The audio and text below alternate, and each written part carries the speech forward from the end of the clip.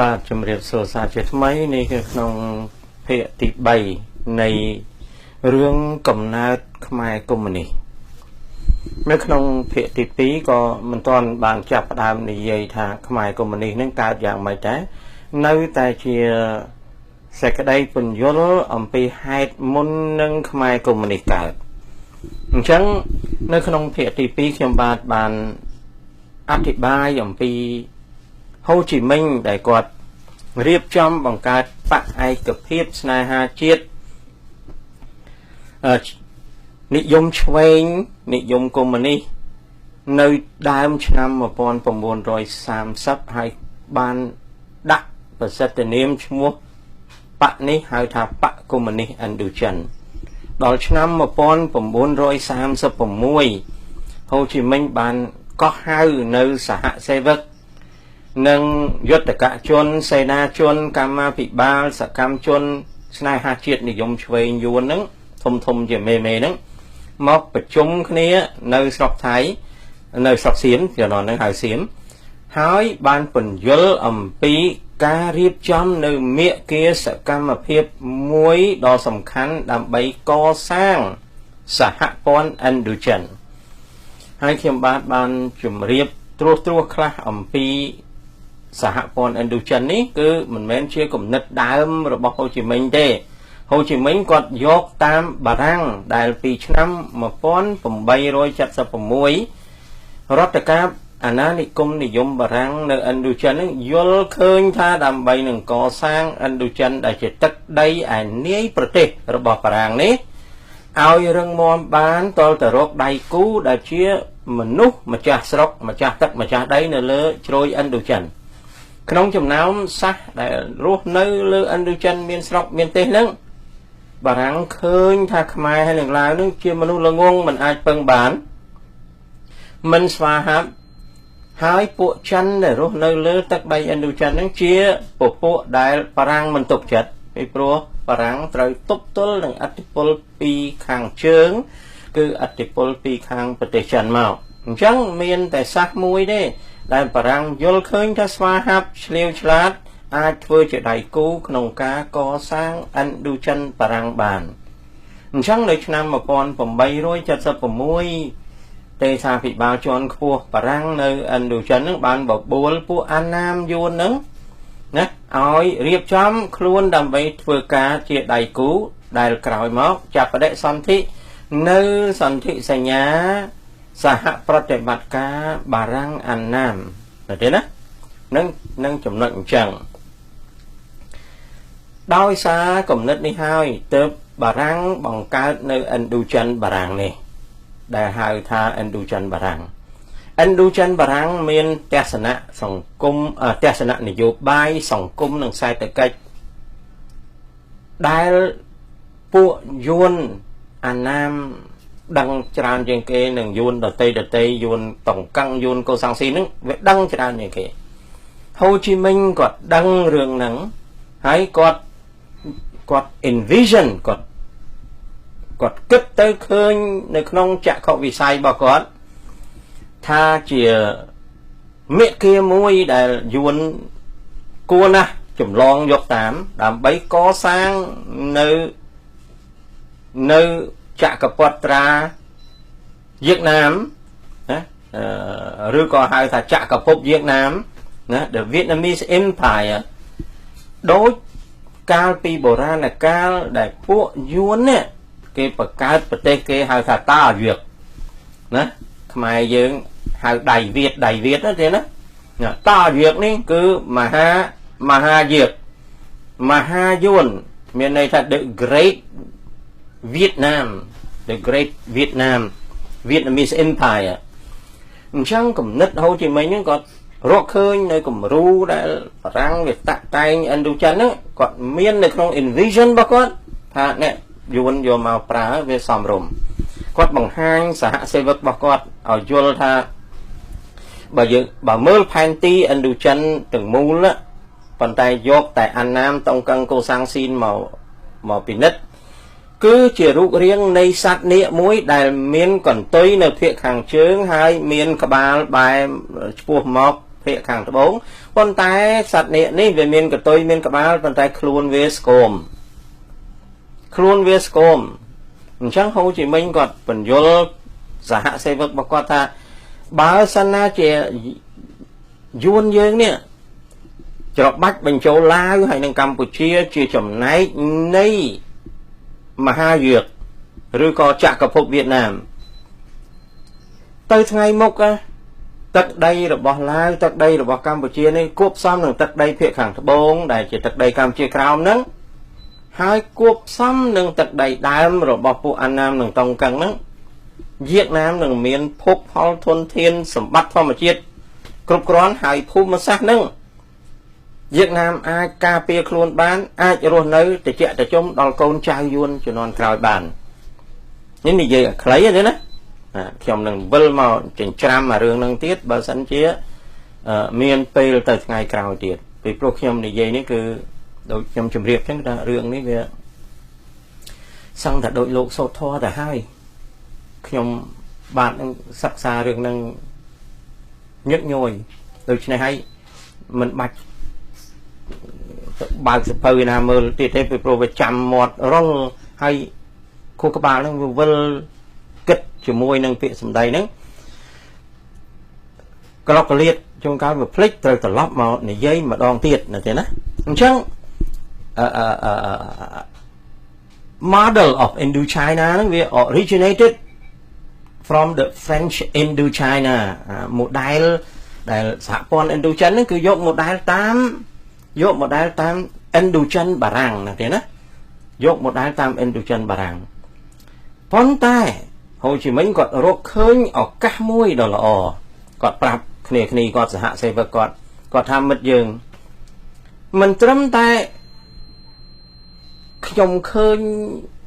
Indochina បារាំងនឹងជា model សម្រាប់យើងកសាងចក្រភពមហាយុទ្ធនឹងទេសហភាពសូវៀតដែលជាមហាប្រទេសតំណាងឲ្យចលនាកុម្មុយនីសអន្តរជាតិនេះដែលយើងខ្ញុំទាំងអស់គ្នាហ្នឹងមកប្រាប់សមមិត្តថាយើងធ្វើការជុំគ្នាដើម្បីសេរីការជាតិនេះសូវៀតមានយុទ្ធសាស្ត្របង្កើតនៅសាធារណរដ្ឋសង្គមនិយមសូវៀតឯនាយប្រទេសណា The Socialist Republic of Soviet Union overseas សូវៀតនឹងគេមានគោលនយោបាយគេជាសាកលលោកដូចនៅក្នុងបទចម្រៀងគោរពទង់បកអញ្ចឹងណាទេណាសាកលលោកនេះជាសង្គមអនាគតណា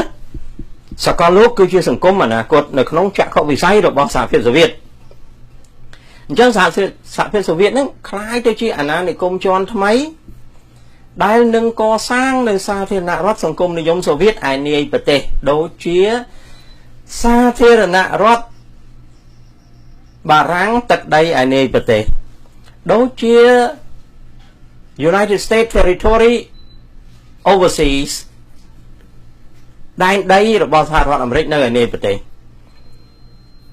អញ្ចឹង model អាណានិគមតែមួយនេះគ្រាន់តែថាពីមុនអាណានិគមអេស្ប៉ាញអាណានិគមហូឡង់អាណានិគមអង់គ្លេសអាណានិគមបារាំងអាណានិគមអាមេរិកដល់សម័យសូវៀតដែលគេបង្កើតចលនាកុម្មុយនីសអន្តរជាតិហើយគេបង្កើតសាធារណរដ្ឋសង្គមនិយមសូវៀតគេមាន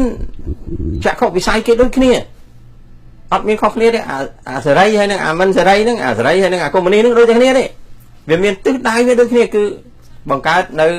ទឹកដីដើម្បីទាញយកផលអញ្ចឹងហូជីមិញគាត់ប្រាប់សហសេវកគាត់ថាមិត្តយើងជាឱកាសបើយើងជាយួនហ្នឹង envision the idea of building Indochina Federation បើយើងនឹងមានចក្ខុវិស័យក្នុងការកសាងសហព័ន្ធ Indochina ណាយើងអាចប្រាប់ទៅសូវៀតថាយើងនឹងតស៊ូដើម្បីកសាងនៅសាធារណរដ្ឋសង្គមនិយមសូវៀតទឹកដីឯនាយប្រទេស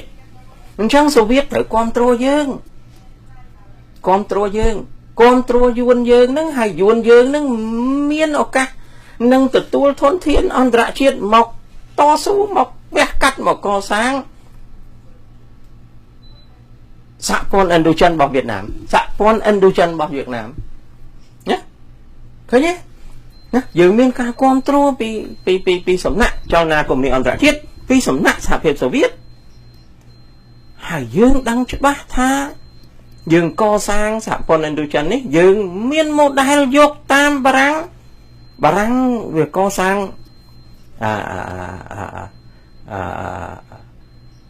ឥណ្ឌូចិនបារាំងនេះគឺ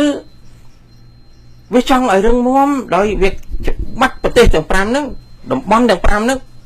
ភូមិភាគជាតិសាសន៍ទាំង5ហ្នឹងឲ្យចូលគ្នាបង្កើតបានទៅជាសហព័ន្ធឥណ្ឌូចិនហើយយើងយក model ហ្នឹងដើម្បីពង្រឹងឲ្យទៅជាមហាអាណាចក្រវៀតណាមតាយាកដែលយើងដៃវៀតណាតាយាកណាតាយាកចក្រភពយួនឬក៏មហាអាណាចក្រវៀតណាមអញ្ចឹងយើងរឹងមាំណាស់បើយើងមើលទៅរូបរាងនៃផែនទីពីខាងជើងមកខាងត្បូងទឹកដីអាណាមតុងកុងកូសាំងស៊ីនយើងឃើញនាគមួយដែលស្គមតែបើយើងចំបាច់បញ្ចូលឡាវចំបាច់បញ្ចូលកម្ពុជាយើងឃើញនាគមួយថត់ទៅលុកនឹងសមមិត្តឃើញយ៉ាងម៉េចដែរអញ្ចឹងឆ្នាំ1936នឹងហូជីមីនគាត់បញ្យល់គ្នាគាត់ច្បាស់លាស់ណាគាត់បញ្យល់ឲ្យបញ្យល់ទៀតអញ្ចឹងទៅសូម្បីតែជនកុម្មុយនីសវៀតណាមក៏ពេញចិត្តជនស្នេហាជាតិវៀតណាមដែលមិនទាន់ចូលកុម្មុយនីសក៏ពេញចិត្តនឹងចក្ខុវិស័យដែលហូជីមីនគាត់បញ្យល់ទេណាគាត់បញ្យល់គាត់មានទេពកោសល្យរបស់គាត់មានភាពវៃឆ្លាតគាត់គិតជ្រៅគាត់គិតច្បាស់លាស់ណាបាទគាត់គិតច្បាស់លាស់ហើយគាត់ប្រាប់ទៀតថាយើងកសាងនឹងអត់ទេធនធាននឹងគេជួយទៀត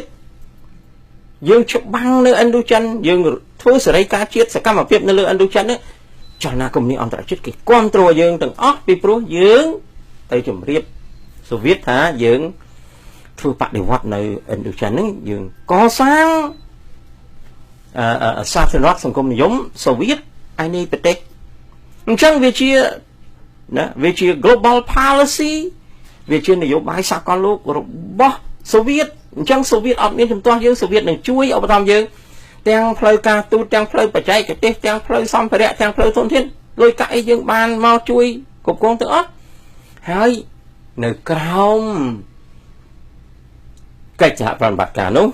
យើងជាជនវៀតណាមដឹងថាយើងចង់បានអីយើងចង់បានស្រុកមួយដ៏ធំស្រុកមួយដ៏រឹងប៉ឹងការពារណានៅខាងកើតមានសមុទ្រការពារយើងនៅខាងលិចយើងរុញបូរណភាពទឹកដីយើងទៅលើឡាវបូរណភាពទឹកដីយើងទៅលើកម្ពុជាអញ្ចឹងសៀមអត់មានផ្លូវនឹងមកយាយីយើងបានទេណាហើយភាគខាងត្បូងបំផុតរបស់យើងមានជុំសមុទ្រសៀមដែលវាជា buffer zone មួយអញ្ចឹងវៀតណាមរស់នៅដោយមានធនធានត្រឹមត្រូវហើយមានសន្តិសុខជាតិបូរណភាពទឹកដីរឹងមាំ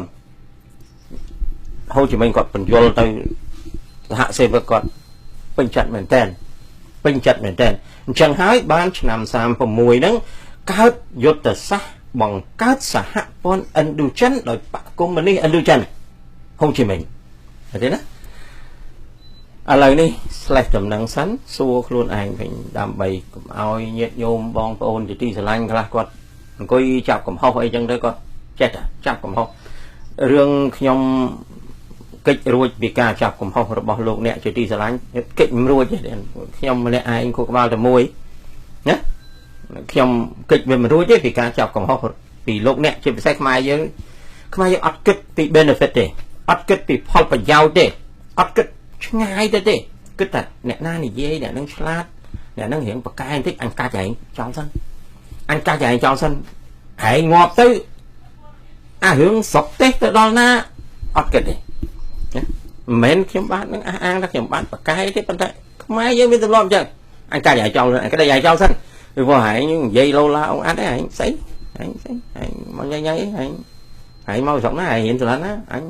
ដុកតេរ៉ាណាឯងកំភ្លើណាអាក្រេស៊ីឯងខ្ញុំចង់ណាអញចេះក៏ដោយអញចេះជាងឯងណាអញ្ចឹងដើម្បីឲ្យយល់អំពីរឿងនេះខ្ញុំបាទបើកវងកញ្ចក់សិនតើមេគាសកម្មភាពដែលជាយុទ្ធសាស្ត្រឆ្នាំ1936ហ្នឹងខ្ញុំបានដឹងមិនក៏ដឹង លក់ចាប់ហួយលហេមលហាមកាបអាចឆ្កែនៅអាមេរិករៀនសូត្រក៏បានចេះដឹងតិចហ្នឹងមិនក៏ដឹងកុហកទេកុហកសោះកុហកសុតនេះមកកុហកគេណាហើយរឿងនេះមិនមែនធម្មតាទេណាសូម្បីតែខ្មែរក្រហមវាប្រកាសថាយួននឹងមានមហិច្ឆតាបង្កើតសហព័ន្ធឥណ្ឌូចិនក្តោបក្តាប់យកកម្ពុជានឹងឡាវហ្នឹងក៏ខាងយួននឹងវាប្រកែកថាអត់ទេខាងបកកុម្មុយនីសកម្ពុជានិយាយមុសាវាទីអត់មានការពិតគ្មានមូលដ្ឋានទេហើយមានជនបរទេសច្រើនអ្នកណា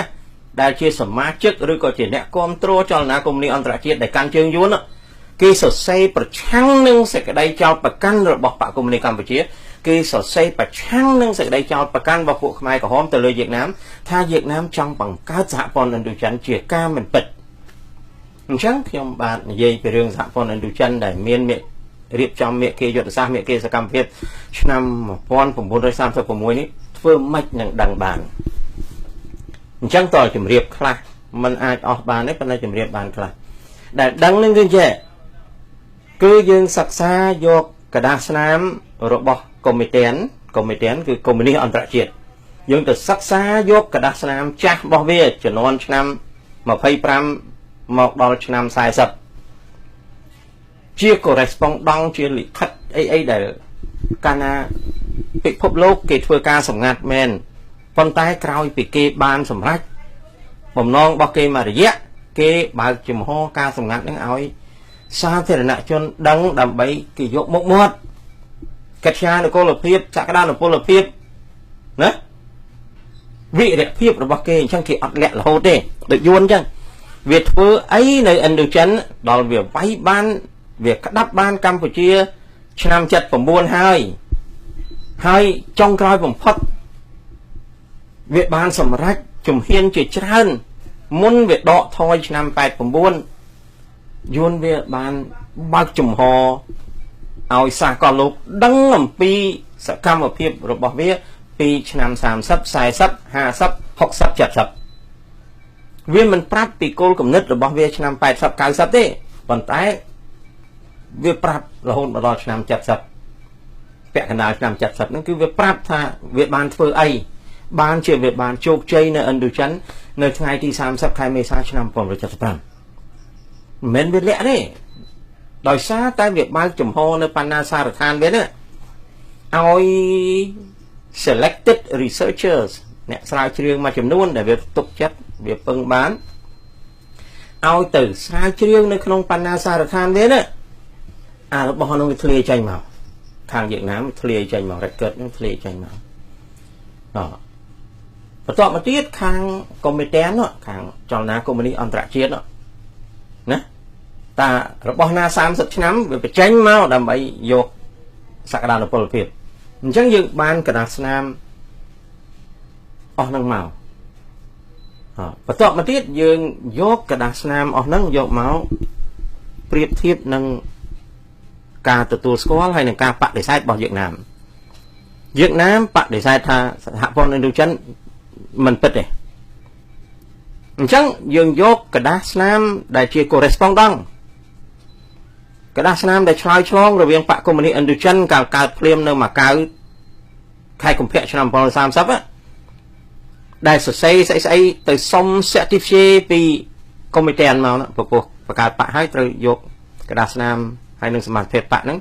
ផ្ញើបញ្ជូនជាសម្ងាត់ទៅឲ្យចលនាកុម្មុយនីសអន្តរជាតិដើម្បីគេបោះត្រាគេប្រថាប់ត្រាគេទទួលស្គាល់ថាជាសមាជិកចលនាតស៊ូរបស់គេនៅក្នុងបណ្ដាញអន្តរជាតិហ្នឹងមិនអញ្ចឹងដល់បកកុម្មុយនីសឥណ្ឌូចិនគេរៀបហើយហ្នឹងគេត្រូវទទួល1ឆ្នាំ2ឆ្នាំដើម្បី certify ណាដើម្បីយក certification ប្រកាសនីយបត្រទទួលស្គាល់ក្របខ័ណ្ឌអន្តរជាតិអញ្ចឹងយើងទៅមើលអាกระดาษនោះกระดาษឆ្លងឆ្លើយអស់ហ្នឹងដែលយើងរកបាននៅក្នុង research library ហើយយើង compare notes យើងប្រៀបធៀបกระดาษអស់ហ្នឹងទៅលើ interpretation នានានៅក្នុងសម័យនោះការបកស្រាយនៅក្នុងសម័យនោះនិង interpretation នានាក្រោយមកនិងការឆ្លោះឆ្លួយ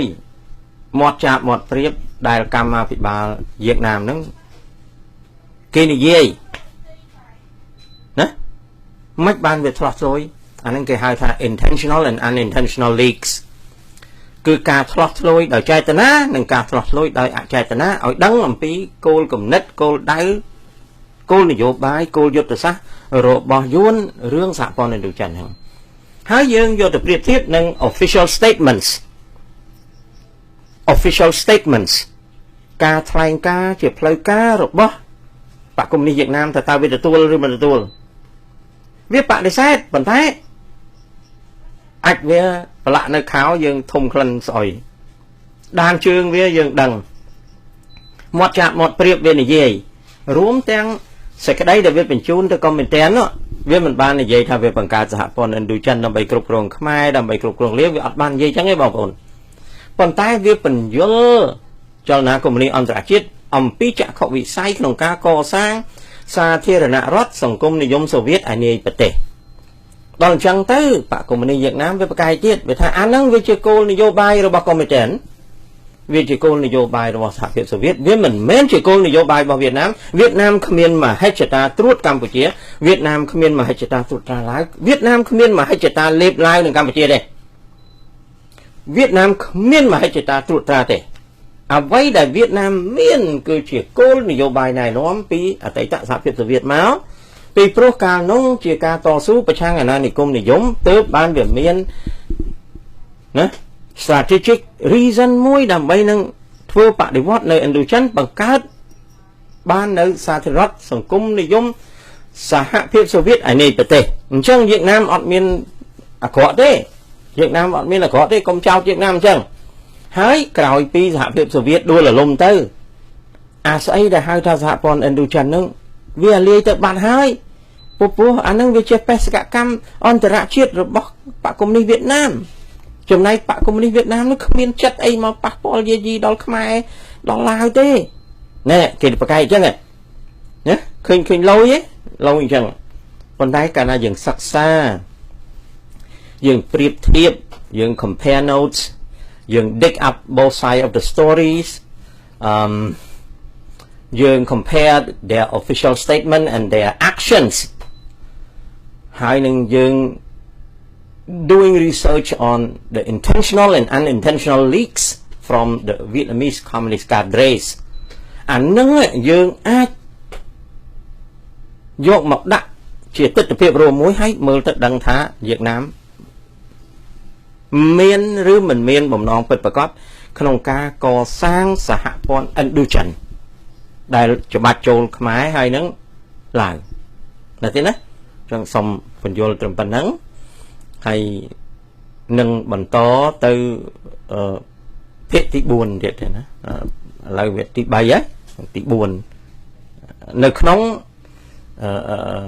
បទអត្ថាធិប្បាយស្ដីអំពីកំណើតខ្មែរកុម្មុយនីសសូមអរគុណ